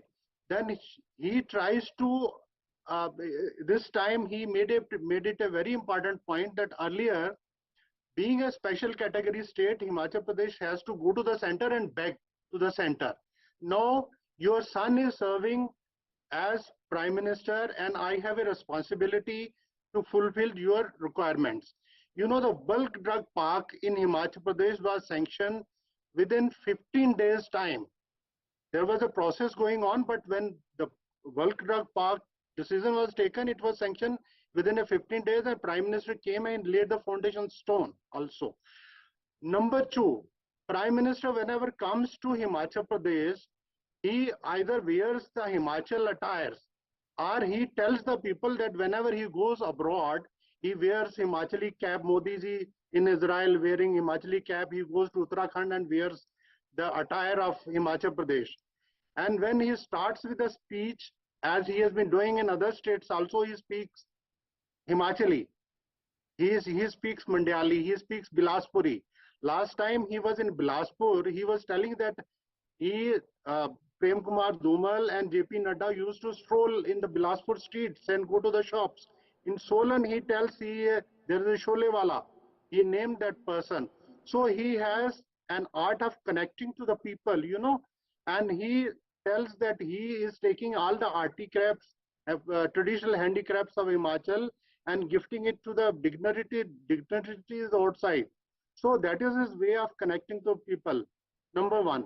Number two, you have spoken about the anti-incumbency. I just remind of your own statement that the history is with the Congress this time. You know, the change happening after 5 years. So there is an anti-incumbency in Himachal Pradesh and there is a close fight. It's a very well fought election. There's an anti-incumbency and there is a pro-Modi factor. So we have to see which actually outweighs the other. There's anti-incumbency and pro. You know, while you were saying all these things about Mr. Modi, the nice things, Sanju Verma was smiling. Very, you know, Sanju Verma, there is the Modi factor. Is the BJP eventually dependent on the Modi factor? You go to Himachal, anti-incumbency. You go to rural Gujarat, anger against your state government and your MLAs in particular. Are all your eggs in the Modi basket? You know, I have been listening to you, Rajdeep, and to Rahul Kanwal over the last 24 hours plus. And I have to grant you one thing, Rajdeep. BJP jitne bhi election jeete, you always qualify our victories. You know, Modi factor ke karan jeet rahe hain. You know, see, Arvind Kejriwal's party did not even have proper 182 candidates to field in the Gujarat Assembly elections, is what you said a couple of minutes back. I was listening into you. Then you said the Modi factor is bigger than the BJP factor in elections. Yes. I'll take all of that. I will just tell you one thing. Are we proud to have a winning mascot? Yes. As they say, don't change something which is not broken. So I don't see any reason why people are urged by Narendra Modi campaigning in Gujarat or Himachal Pradesh, but this is the same lot which keeps resurrecting, rejuvenating and relaunching Rahul Gandhi after every loss. Rahul Baba has yet to come of age, but Modi ji should hang up his boots. I don't get that logic. I'll quickly just say one thing to you. You know, let me take your logic. Hypothetically speaking, Gujarat mein kuch vikas nahi hua 27 saalon mein. You know, one of the panelists who's there on your show was there with me on Rahul Kanwal's show last week. And he said, Gujarat में तो लोगों को खाना भी नहीं मिल रहा खाने के लिए. Excuse me, गुजरात में विकास नहीं हुआ, गुजरात में गवर्नेंस डेफिसिट है, गुजरात में ट्रस्ट डेफिसिट है, गुजरात में भूपेंद्र भाई पटेल को कोई जानता नहीं है, लोगों को खाना नहीं मिल रहा, inflation is at its peak. After all these so-called negative factors, if the Congress and Aam Aadmi Party could still not give the BJP a run for its money, there is something seriously wrong with the opposition. Okay, That is good the point. question that needs to be asked. I have a question for her. Yeah, please go ahead. No, since you watched us for so long, let me ask you, how did you like our coverage in comparison to the others? Aap batao, jawab do. Coverage was very good. That is why I've been watching India Today and dividing my time, 60%, 70% of the time India Today and baki 30% amongst other channels. Arre baap re, this is the highest. That's the India Today vote share. Chalo, You like the BJP vote share, 69% in Himachal. BJP vote share is 46, 48%. In Himachal in 2019 they got 69%. Okay. So if Sanju Verma's time was to be compared to vote share percentages, it's the India Today vote share on election I day. only hope she doesn't say the same thing for other channels. Nahi bol sakti. Do you go on some other channel and say the same thing? Sanju, what is Pradeep alleging? I'm sorry. I just doubt, otherwise this certificate is fantastic. Okay. Flattery is not a strong point. Backhandedly calling Rajdeep the Modi of the channel? No, that's okay. I am glad that Sanju... Let me finish in 30 seconds. No, Let me finish in 30 seconds. Please, 30 seconds only. Rajdeep and Rahul, the key thing that nobody seems to be factoring in, I would like to again bring in the word which became famous after the Uttar Pradesh results were out. We were the first party to come back consecutively twice in a row after 1985, first party to win consecutively twice in a row in Uttarakhand in 27 long years. And, we are going to be beating the so-called anti-incumbency factor of 27 years in Gujarat and very confident of forming government in Himachal Pradesh. I'll tell you what, the Labharti model. Rajdeep and Rahul, you've spoken about problems faced by apple growers. You've spoken about the OPS scheme, which was replaced by BJP's NPS scheme in Himachal. You said people are missed with that. Have you ever wondered that more than 9 lakh people in Himachal today are benefiting from PM Kisan? More than 5.4 lakh people are benefiting from the Himcare scheme. More than 6 lakh people have benefited from Ayushman Bharat. More than 4.7 lakh women have benefited from free LPG cylinders. The Coal Dam and Renuka-ji Dam projects, which were in abeyance for almost 15 or 20 odd years, have come up. Have you ever accounted for the fact that, Himachal is basically a rural semi-urban area? As you people are saying, Shimla, Dharamshala or Bilaspur ko chhod do. So Himachal is basically a hilly terrain. Despite that, imagine Tashi Ganga at a height of 15,256 feet above sea level. Patrick, this is a show on data. The campaign is over. We're just dissecting the results of the exit poll. The interesting thing is Sanju Verma is not wrong with some of her facts. However, the interesting thing of Himachal, 2017 BJP wins.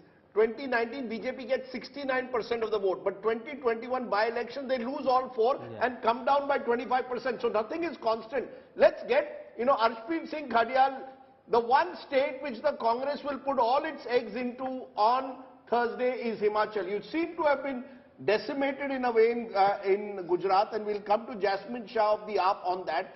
But Arshpreet, what is it that you think? Do you agree that the Modi factor and that woman factor that we've focused on is going to be key? The Labharti, the welfare schemes for women are going to make the difference, and that could mean that even Himachal could go away from the Congress. See, number one, I'll give you some examples, some facts vis-a-vis exit polls where they have gone horribly wrong. First, the Lok Sabha election of 2004, the exit polls were proven out to be massively wrong. Number two, the West Bengal's election in 2021, UP election in 2017 and Bihar election in 2020. And I can keep on going on this, but the fact of the matter is that exit polls haven't taken into account the biggest of all factors, that is anti-incumbency. If there was no anti-incumbency, Rajdeep, then, in the very first year of Gujarat's term, the previous term, Vijay Rupani and the entire cabinet would have not been dismissed. Number two, if, the Bharatiya Janata Party was confident, they wouldn't have had to flout the norms of code of conduct. Our MLA in Gujarat would not have been lifted. And Mr. Modi would have not had to campaign so much so you know, that he even went ahead and said that the Congress party has a massive undercurrent. It is, you know, working at the ground level. It's connecting with the people. Be aware, he said to his own workers. Now, these exit polls are suggesting that the Prime Minister was wrong, are suggesting that he was incorrect. Now, how is that possible? Okay. Can Mr. Modi ever be wrong? He's the Prime Minister. I mean, what he says always happens, is what the media has always shown. So how are these exit polls contradicting Mr. Modi? Let's look at this. No, 1 minute now. No, 1 minute, Sanju. Let's look at this Modi factor. You know, Jasmine Shah, Arvind Kejriwal also in a sense appears to want to replicate the Modi model. Please vote for not the Aam Aadmi Party, for Arvind Kejriwal. Please vote for the Delhi model, which in a sense is identified with the personality. We are in the age of personality cult politics. Aam Aadmi Party claimed to be a party with a difference, but your critics say you have become just like any other party. The personality of Mr. Kejriwal is the reason why you want people to vote for you. Absolutely not, Rajdeep. When you correctly said that when we go to other states, we talk about the fact that we will implement the Delhi model. And today, ask every family, every household in any corner of India, what has Arvind Kejriwal done in Delhi? But will the answer come? Schools ठीक किए हैं, अस्पताल और मोहल्ला clinic बनाए, free बिजली दिए, free पानी दिया है, महिलाओं को free बस यात्रा दी है. If you ask any other household, let alone any household in the corner of India, Delhi में किसी को बोलो कि गुजरात मॉडल का मतलब क्या है, लोग इधर उधर देखेंगे. आप अपने जर्नलिस्ट को पूछो गुजरात मॉडल का मतलब क्या है. So yes, when it comes to Mr. Modi, it is personality cult. When it comes to Arvind Kejriwal, it is the leadership model or the Delhi model that he has built, which is centered around core issues that affect the day-to-day life of the Aam Aadmi. And that is the reason, even if we go by the Access My India poll, which gives around 20% to Aam Aadmi Party, I think this is a historic debut. This is, I think the national politics is going to change forever. Getting 20% in its debut election in the backyard of BJP, where Mr. Amit Shah and Mr. Narendra Modi were campaigning relentlessly, shows that Arvind Kejriwal is the future of Indian politics. I'll also talk a little bit about MCD election, Rajdeep, because here was an opportunity for the BJP to actually show what is the Gujarat model or the Modi model of development.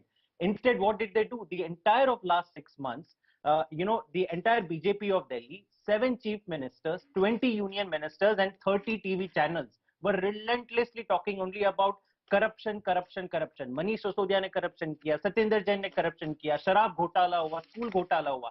The people of Delhi have responded. If the predictions at the exit poll hold true, which we are very sure, in fact, it will be exceeding the results, then the reality is that people have when the results favor them. If the results don't favor them, they never show. You're claiming in a way, Jasmine, that Arvind Kejriwal will emerge as the challenger to Mr. Modi. No, can I show the data around that? Yeah, please, yes. So if you ask voters in Delhi who voted for the Aam Aadmi Party, why they voted for AAP, 8% of the overall voters who cast their vote said they voted for AAP because of Kejriwal. Amongst AAP voters, 17% said they voted the way they did because of Kejriwal. But as an overall percentage of all the people who went out and voted, 8% said they voted. So he's much smaller, even in Delhi, even in an MCD election, a much smaller factor than Prime Minister Modi, but brings 8. Now that's where Rahul Gandhi takes a beating. You run the same thing, Pradeep Gupta, asking people how many people voted for Congress because of Rahul Gandhi. That figure could potentially be 0, 1 or 2, but it won't be anywhere close to 8 or 14. No, Rahul, that is most important point you have to see. Rahul Gandhi has never held a position, the government position. I am telling again and again, people only vote basis on delivery. So where Rahul Gandhi is responsible any kind of delivery whatsoever. So there is no comparison when you are comparing chief minister to any leader who never had this kind of position. No, but here Rahul is the problem. Kejriwal still, for what it's worth, brings 8% extra vote to the AAP ticket. Whereas the Congress doesn't have a batsman at this moment who can score runs himself. Yes. Rahul, that's so a major... vote party ka vote hai. You see, if you increasingly see Himachal as well as... See, when we were talking Himachal before the elections, we were talking about some 17 contenders for chief ministers. In the Congress? In the Congress means there is a party in which there are strong leaders, Rahul. But you don't have a leader.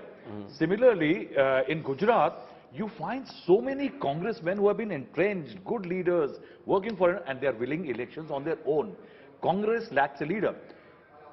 But one point which was being made, that what is this Gujarat model? Rajdeep, you know, people don't realize there is a Gujarat model. When 2013-14, if you recall, when Modi was campaigning, he used to talk about how migrants from UP and Bihar, when they travel, mothers feel safe once they cross into Gujarat. It's a fact. Lakhs of workers. There is an industry and employment opportunity in Gujarat. People migrate. Do people know that in Surat, 70% of loom workers come from Odisha? Now, 7 lakh people from Odisha are there working in the looms in Surat. That is the Gujarat and model. Many are women. They take these stories home. No, sure. So Modi has a national narrative about a Gujarat model which he took in 2014. No, I agree with you with one qualification, that even if you went in the 1990s, you would find Odia workers working in Surat. The fact is the Modi model has built on a Gujarat growth engine that actually started in 1990s. The problem with the Congress is the Congress has never been able to encash it. Mr. Modi has encashed what was the growth model of Gujarat and taken it further. So when there is a gift city, for example, when you have highway projects, when the Narmada waters, which ironically the scheme was conceived upon much earlier. The road network was first conceived during Madhav Singh Solanki's time. For that, Hazira was conceived for during that Madhav the Congress has to allow a chief minister to go from Gujarat to Delhi. Instead of letting the high command run from Delhi to Gujarat. You see, where the BJP scored is that the BJP in a particular period of time gave their chief ministers, empowered them and allowed them to build their brands. Let's give them credit. No. Whether it's a Shivraj Singh Chauhan in Madhya Pradesh or a Narendra Modi in Gujarat, they were given the opportunity, empowered to build a certain brand around them. So infrastructure, as it was built in Gujarat, Mr. Modi was there at the right place at the right time. India was growing at 8-10%. Gujarat is one of India's most business-friendly states. Mr. Modi's great achievement, I believe, is that he brought uninterrupted power supply, which benefited the state. Water has now started reaching different parts. Where I think he is still weak is education and health, which Kejriwal has cleverly exploited in this election by bringing a new narrative that what is happening to those outside 100 kilometers outside Ahmedabad or Vadodara. These are realities. Gujarat is not all vibrant. There are darker regions which the anti-incumbency vote reflects, and there is a brighter Gujarat model which focuses on infrastructure where Mr. Modi benefits. So I think we have to acknowledge there's a Gujarat model, there's a Delhi model, but to take your point, Rahul, there is no Congress model at the moment. No, hai na Rajasthan mein, where Sachin and Gehlot are fighting. No, I'll tell you what. In Rajasthan, there is an excellent scheme for medical insurance. Sure.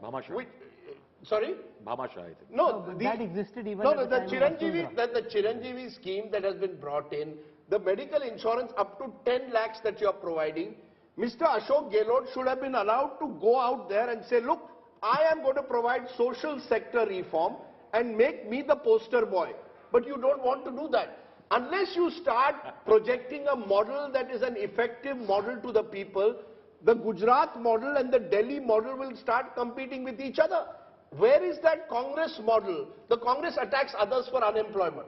One of the highest rates of unemployment at the moment is in Rajasthan. Okay. No, it is there in Chhattisgarh, let me tell you. The one model is there. No, but you have to sell it, no? You have to brand it, you have to market it. No, but Modi marketed it himself. It's not like the party marketed it for him. The party allowed him to do it. No, but he had the hunger and the audacity and the ambition to do it. Who's stopping Gehlot from... No, the fact is Atal Bihari Vajpayee allowed particularly his chief ministers, if you see, to be projected strongly, and allowed them to be seen as the BJP's faces for the future. And I'll give credit to Lal Krishna Advani. Even before that, look at the number of leaders who were in that BJP period were given that space. But Prime Minister Modi picked Yogi Adityanath. You see, that's the one exception. If the Prime Minister didn't want for Yogi Adityanath to be Chief Minister, he would have never been Chief Minister. Rahul, see what's happened in Uttarakhand. The BJP had to change 3 Chief Ministers. In Himachal Pradesh, Jairam Thakur's ratings are well below that of the BJP. Look at Bhupendra Patel. Whether you change your entire cabinet and you had to change your chief minister because you realize there's anti-incumbency and you appointed a relative non-entity. The BJP needs to recognize strong chief ministers like Mr. Modi are the future of politics of this country. And when you give them and build a brand around them, you will create the next generation of leaders. The Congress failed to do that and is paying a heavy price for it. And I think the BJP therefore scores over them at state level if they give strong leaders like Yogi Adityanath. See, and one opportunity Kejriwal now has with MCD, if it is under his belt, his Delhi model will get improved because his delivery will get improved because the municipal corporation will be with him. But will it? Because a lot of MCD employees are now central government Still, employees. Rahul, because I think now the body will, there will be greater cohesion. Remember, municipal corporation owns a lot of land. Sure. Will give a lot of revenue space to Kejriwal. Okay, we'll spend a moment looking at the VIP candidates of Himachal Pradesh. So I'm going to walk across and give you a seat-by-seat breakup. And remember, this is one of the remarkable things about this Access My India opinion exit poll for the India Today group. You can look at a seat-by-seat breakup. So I'll start with Chief Minister Jairam Thakur's seat. Access My India predicts for India Today that Jairam Thakur, in his seat of Siraj, is comfortably poised and the incumbent Chief Minister is likely to win again. Remember, in Uttarakhand, Pushkar Dhami lost his seat. That complicated matters. He was picked again by the central leadership, but he lost his own seat. Jairam Thakur had some anti-incumbency against him, but net-net seems likely to win his seat. Let's come to Anil Sharma, the son of Sukhram, now fighting on a BJP ticket in the seat of Mandi. Access My India predicts that Anil Sharma is likely to win his seat. From there, let's come to, again, Mandi itself, where he's up against Champa Thakur, daughter of the former Himachal Chief Minister Kal Singh Thakur. Champa Thakur on a Congress ticket projected to lose. From there, let's come to the Brahman face of the Congress in Himachal Pradesh, Mukesh Agnihotri, fighting from Haroli, leader of the opposition. He is predicted to win. If the Congress were to be in a position to form the government, Mukesh Agnihotri would fancy his chances to be the next Chief Minister. So would some of the other leaders. I'll take you through their names in a moment, but there's Vikramaditya Singh from Shimla rural, son of the formidable Veerbhadra Singh. Between the last campaign when we met him and now, he's improved his game as a campaigner, as a narrator, contesting this time from Shimla rural, carrying forward the legacy of his father. He is likely to win. Let's now come to Bhuvaneshwar Gaur from Manali, State General Secretary. He is in a tough fight on that seat of Manali between the Congress and the BJP. The other man who would be fancying his chances, dialing the phones, waiting in the wings for the 8th of December is Sukhwinder Singh Sukhu, the former student leader of the Congress, who's the chairman of the Congress's campaign committee, the Thakur face of the Congress in Himachal Pradesh, who is projected to win on his seat in Nadaim. So that, Pradeep, let me ask you the same question that I asked earlier. If you were to look back at the raw data coming from Himachal Pradesh, you had an opportunity to do so. Do you think that things are likely to veer on the higher end of your margin towards 40 for the Congress, or the lower end, which is a complete khichdi where anyone can win? Let me tell you, in case of Himachal Pradesh, the most critical element, though we talked a lot about women and all that, but here, the rebel of BJP. BJP won last time 44 seats, and there are 22 rebels on 22 seats. This is a big number. So that is what holding back to the BJP despite of all this. So even in those 68 seats, let's go seat by seat and tell you which are the seats where independent candidates outside of now remember, these are names you may not know right now, but if it's a hodgepodge kind of verdict on the 8th, each of those independents would be priceless. So Hoshiar Singh Dehra. Hoshiar Singh Dehra, he won independent last time. He joined BJP, but BJP hasn't given ticket to him. Now he is again contesting independent and he is likely to win. Okay. The second seat is the Arki, where fight is between Congress and their rebel, Rajendra Thakur. Fight is between Congress and Congress rebel. That's a tough fight. That's the tough fight. Now coming to the Sarkaghat, where there's an independent candidate, Munish Sharma, fighting the BJP and the Congress again in a tough fight. So that's the third seat where an independent Munish Sharma, Hoshiar Singh, they'll be counting their crores and also right now. Important, Ashish Sharma is, I'm very pretty sure, more than 90% that he's likely to win from Hamirpur.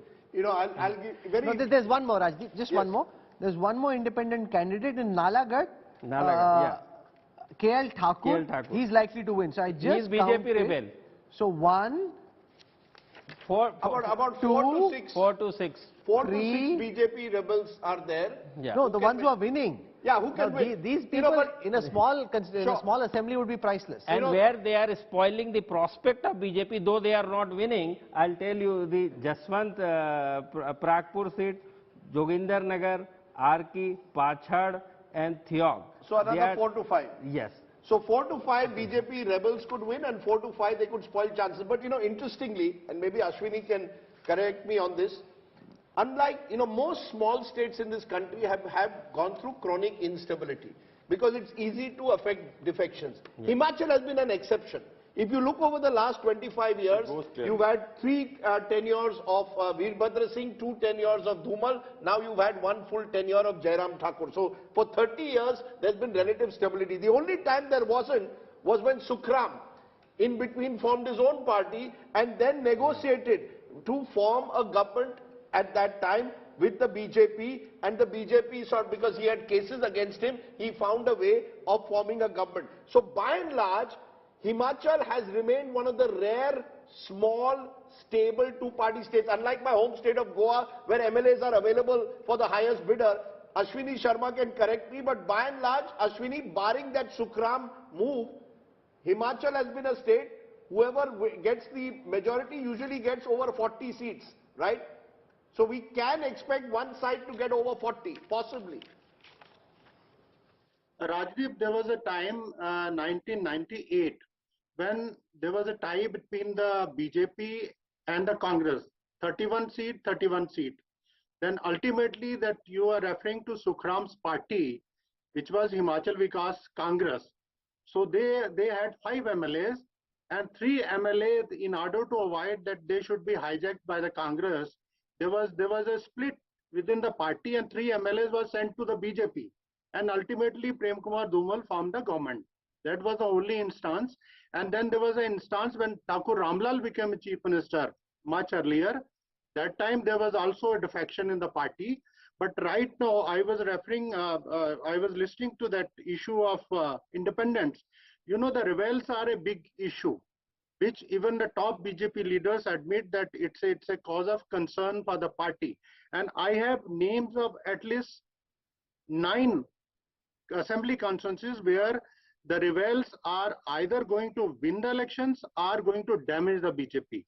So that is a very clear picture. No, but give us a flavor of what's happening in the Congress camp. I was speaking to a senior leader who's in charge of, you know, bringing this campaign together, and they said we're already talking to the prospective MLAs, trying to ensure they don't jump over. So that concern that if it is a tight fight, and remember, as I said at the top of the show, bragging rights come down to what happens in Himachal.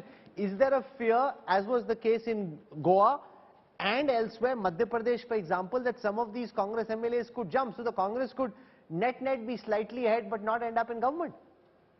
Yeah, you know, Vikramdutt Singh, who is a son of Veerbhadra Singh, he made a statement yesterday. He said, yes, we are preparing that our MLAs, elected MLAs, should be safe and we can send them to other places. And then there is a preparedness for that also. Congress is confident. In fact, Bhupinder Singh Hooda has been told that this is your assignment. Bhupesh Baghel is also there. And interestingly, the General Secretary in charge, or the Secretary, is journalist turned politician Rajiv Shukla. Now, you know, Rajiv Shukla, of course, is exuding a lot of confidence, but I think you need someone like Hooda Saab or Baghel, more experienced, more seasoned to handle. And more money as well. And more money possibly as well. Look, the BJP has got a reputation, Sanju Verma may not like this, but has got a reputation in recent times, after what happened in Madhya Pradesh, after what happened in Goa, after what happened in Manipur, after what happened in Arunachal Pradesh, in Uttarakhand, in Karnataka, that this is a party that when it is a slightly hung assembly situation or a fluctuating situation, they can break the other side. Now, Sanju Verma, this is not a nice reputation to have, but it is a reputation you have. That you can break the party to form a government. Kuch bhi karoge sarkar ke liye. Rajdeep, may I please, आपने बोला मैंने बड़े ध्यान से सुना है. If you have the BJP representative, please allow me a rebuttal. I noticed very carefully when talking of how governments are being broken and horse trading, etc. Is underway. You named Karnataka, you named Uttarakhand, you named Madhya Pradesh, you named Goa. But I'm surprised, why did you not name Maharashtra, where despite a huge ideological divide, Uddhav Thackeray, the NCP and the Congress came together, though anybody with a basic idea of Indian political landscape. Let me finish, then you can rebut me.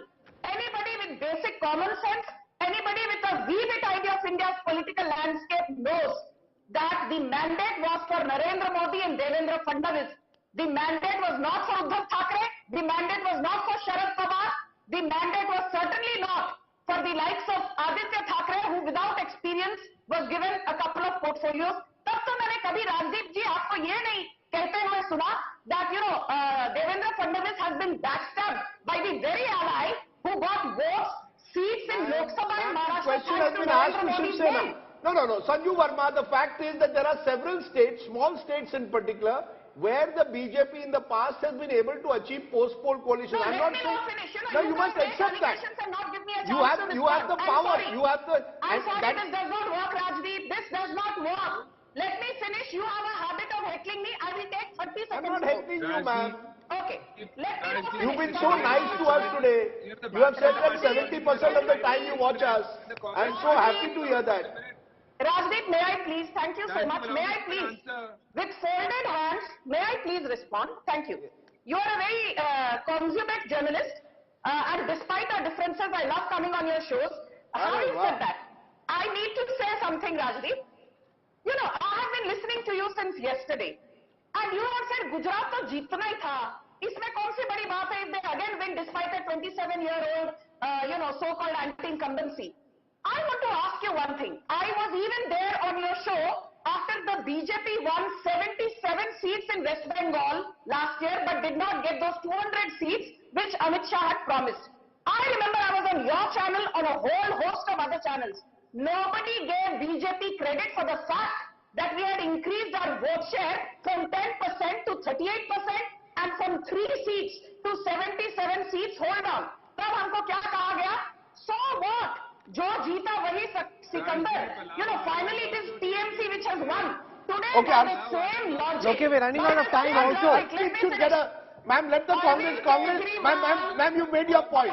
Arshpreet, Sanju Verma... Now, are you fearful, Arshpreet, that if there is a tight fight, if it's like 33 or thereabouts, that you could end up with a moral victory but not be able to form the government? In Himachal, is that a fear? Not at all. See, we are not really relying upon the exit polls. We are relying upon the mandate of the people. And number two, the Bharatiya Janata Party needs to stop cherry picking, exit polls. They say Gujarat exit polls are right. MCD polls are wrong. Aam Aadmi Party is doing again what it does always, following the footsteps of the Bharatiya Janata Party. They also started saying MCD polls, exit polls are right.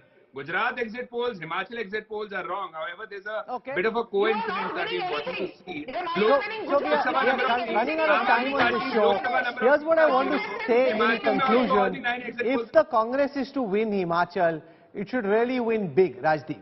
They may not win as big as Chhattisgarh, but even if they win sufficiently big, then they are safe. If it's a tight fight with 1 or 2% vote share gap, seats roughly the same, then it's tough for Congress unless they get a majority themselves to actually cross the finishing line. I think if they get the upper end of Pradeep's poll, that's 40, they're safe. No, but what if they don't get? No, if they get anything less than that, and particularly if it's in that 30 to 35 range, then you'll have to send a dozen reporters across Himachal to know who's doing what. And the other problem for the Congress is similar to Goa in 2017, they haven't chosen a chief ministerial candidate. But thank God they haven't, otherwise Sukhu and Agnihotri and Pratibha Singh would have... While you're protecting your MLAs, you have to also be clear who's your chief minister. Is it Mukesh Agnihotri? Is it Sukhvinder Singh Sukhu? Who's your chief minister? So I think the Congress needs 40 plus to be Why safe. Why did you leave Pratibha Singh out? In the Congress style of doing things, they could pick Veerbhadra's wife. They could also pick her. My point is, I think the Congress is going to have 48 hours of sleepless nights as far as Shimla is concerned. Why? Because if the Congress does, as you said, if the Congress doesn't win Himachal, loses ground to the Aam Aadmi Party in Gujarat, is swept out in MCD, the Congress will then be struggling in a way to have any kind of momentum that they were hoping with the Bharat Jodo Yatra and heading into Karnataka, state that they hope to win. So I think Himachal is critical for the Congress. For the BJP, it's it's all about Gujarat in a way, and for the AAP, they'll hold on to MC. Rajdeep, one important point. Interestingly, we are saying that history is with the Congress right now. But interestingly, history is also against the BJP. In 1967, there were 16 rebels vis-a-vis the Jansangh. And the Jansangh only won 7, and the Congress came to power. So this is the second time the BJP has such a large amount of rebellion. I have more data which we could go on for, but we're out of time on this show. So we'll come back tomorrow. We'll look at the results of the MCD elections. Our coverage starts early in the morning at 7. We have 84 people out at the polling booths who will be counting data. There's a 100-people team at the back end working on processing the data. So on the India Today screen, you'll see live counting numbers, round by round, coming in from the MCD elections. So all day tomorrow, we'll have that coverage. Day after, we'll have the coverage of Gujarat and Himachal Pradesh. Massive technology, massive preparation, and the best analytics you will find anywhere else. And some fafda and jalebi as well. That's right. Somebody sent me a message, what are you eating? I was feeling a little hungry. I had some gathia. Why do you bring these unhealthy snacks? This is gathia. Yesterday you had fafda. Gujaratis tell me gathia is full of protein. So I am going by what, when in Gujarat, do as a Gujarati does. So fafda and gathia are the flavor of the season. On that note, Pradeep Gupta, sleep well. I am waiting for jalebi. I'll give him jalebi if your numbers are right. We won't do a dance, but we'll do jalebi for sure. Rahul Srivastav, stay well. Sanju Verma, keep watching India Today. Take 70% time now to 80% and make sure that you keep watching us. To all our viewers also, thank you very much for watching. Don't mute me when I'm talking at least. Okay, I won't do that next time. Your election destination, India Today. Bye for now.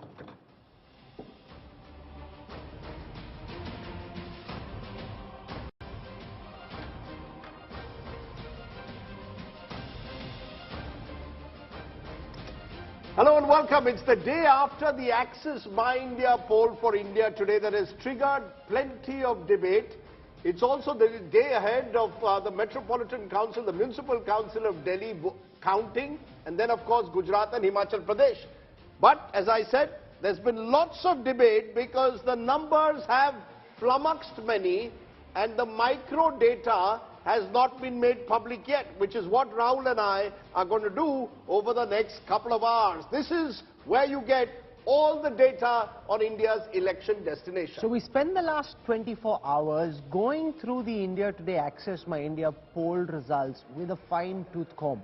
And we pulled out the kind of granular details which will give you a sense of what is happening in Gujarat, in Himachal and in Delhi and why. You'll see the big headlines. But what is moving on the ground and why? We'll try and get you the kind of insights you won't find anywhere else. Let's get started. Here are the headlines. Rajdeep and I. The India Today Axis My India exit poll triggers a massive political debate with a cliffhanger predicted in Himachal. The Congress expected to perhaps edge that, but the BJP expected to sweep Gujarat. Congress now may move its MLAs from Himachal, prospective MLAs, to Chhattisgarh or Rajasthan, fearing a hung assembly in Himachal. Maharashtra-Karnataka border dispute flares up again. Protests rage in Belgavi. Sharad Pawar dares CM Bommai, says don't test Maharashtra's patience. CBI to grill TRS Neta and KCR's daughter Kavita on December 11th in connection with the Delhi liquor scam. This after Kavita requested that her questioning be delayed. Ex-AAP councillor in the dock over the 2020 Delhi riots case. Delhi court says there was clear objective to harm Hindus. Big boost for Make in India. Apple is said to be shifting a chunk of its operations out of China to India.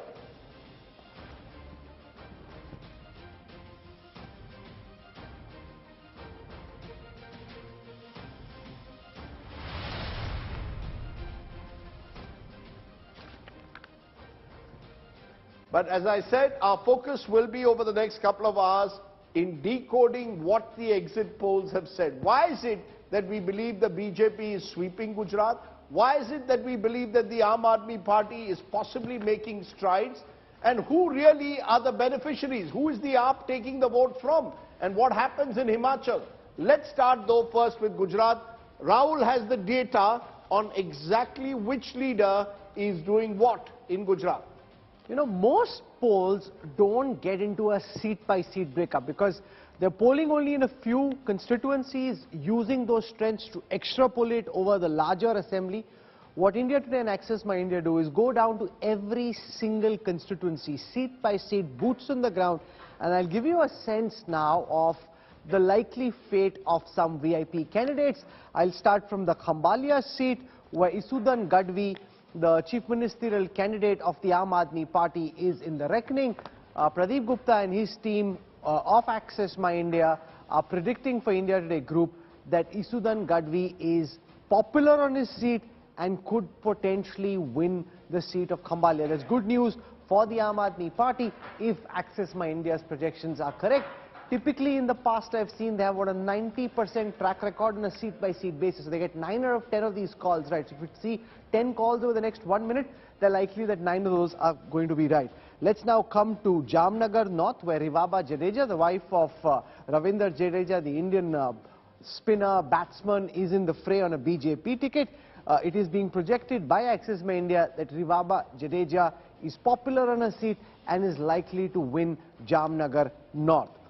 Let's now come to Surat, where in the Majura constituency you've got Harsh Sanghvi, the young Minister of State for Home, holds 10 different portfolios.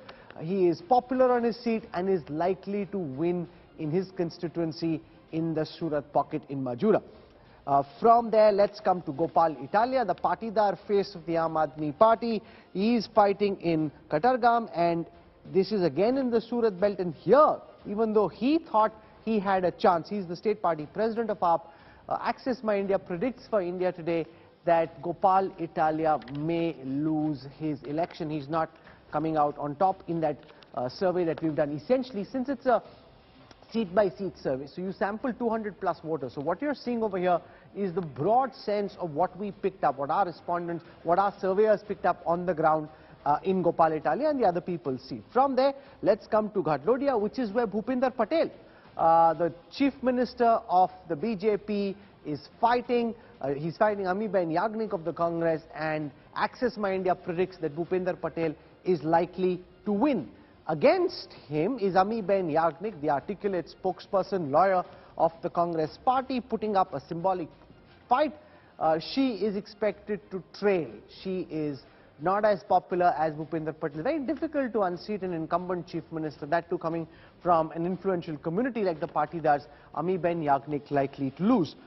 From there we come to the Vadgam seat, where Jignesh Mevani, the Dalit leader fighting on a Congress ticket, is in a very tough fight between the BJP and the Congress. I'll pause this and I'll go across to Pradeep Gupta and get a sense so far. I have some more names like Hardik Patel, Alpesh Thakur, I'll take you through.